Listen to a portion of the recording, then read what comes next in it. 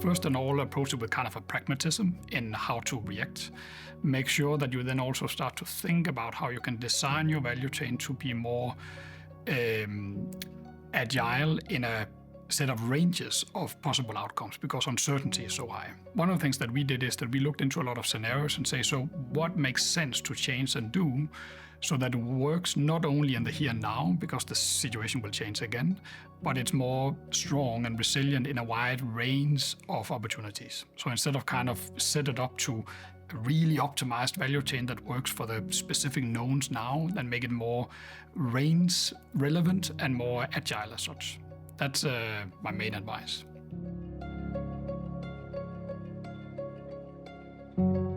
What I learned is the importance of stay calm and maintain a good overview of things, be strategic thinking, make sure that you are super data-driven and analytical in your approach to react and make the right decisions. And then in times of uncertainty, while there's also a lot of opportunities in it, and I think luckily many of us see that and actually get excited about, okay, there's a lot of change happening, let's hunt for the opportunities. Also acknowledge that you will have an organization that may also feel the opposite. Concerns, thoughts, feelings into what will this mean, so that you really embrace that. And we have a saying in my team that we use even more now in this situation is cool head, warm heart. We say again and again.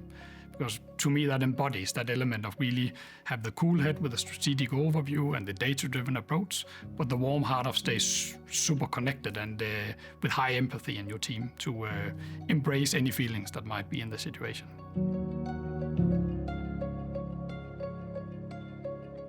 I see a big potential. I think, honestly, the time we are in is super exciting. You know, the opportunities evolve fast, both with the technology evolution that we see within AI, from Gen AI, and in the future, even more the agentic AI. You see how the quality of your Gen AI agents, language models are just increasing. And the exciting part is how you can actually make that applicable and valuable for you as an organization. So for Pandora, I see a great opportunity there. We have this unique, fully vertically integrated value chain where we actually own all the value chain and as such need to make good planning decisions and good decisions in general across all of that. And I'm certain that AI will be of great potential and great value for us in that journey.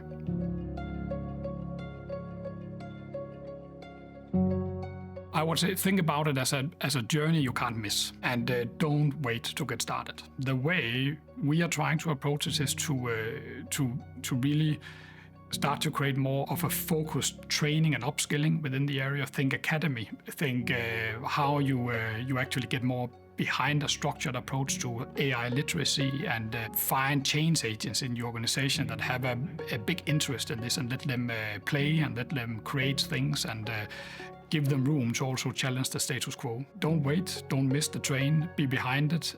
You will not go from A to perfect within AI knowledge and getting value out of it from fast anyway. So just get started and build that literacy and that capability in the organization. Get some concrete use cases going, get some learnings, get some values, and then with that, I'm also sure that you can make much smarter strategies and much smarter roadmaps and plans for how you get that value from it.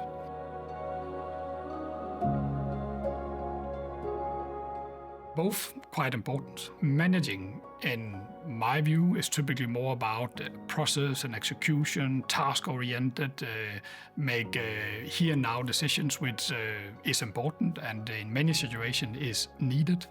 Also where your organization needs that and not a big what do you think kind of question, but just a quick decision and we get on. Leadership is much more about coaching, development, how do you actually set a strong direction and a playing field for your organization to really get the maximum out of that and to grow within that and to innovate and to set the organization free, basically. When done right, leadership is extremely powerful. A reflection from my side is that in times of high uncertainty, high pressure to make action as an organization, also on an executive leadership level, there could be a risk that you might overturn to management because of the situation. So that will probably be my main advice or reflection, is that ask yourself whether you remember to lead enough or are you turning to too much managing.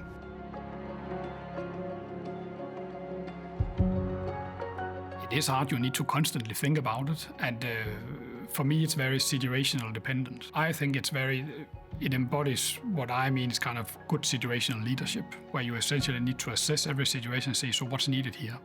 Leadership or management? But you constantly need to be able to balance and work with both. Have that open conversation also with your team. What do you need? Do you need a decision quickly, or should we actually innovate and look at opportunities?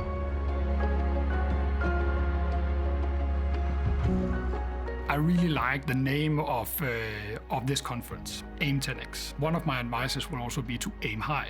Aim high on your own ambitions. You're ambitious for your organization. Put a lot of hard work and energy into it. Be humble in the same time, so you're kind of overselling yourself with that ambition level. Some of the best leaders that I have met really embodies what I see as key traits of a strong team player. So being super hungry, own ambitions, and on your team and your company ambitions.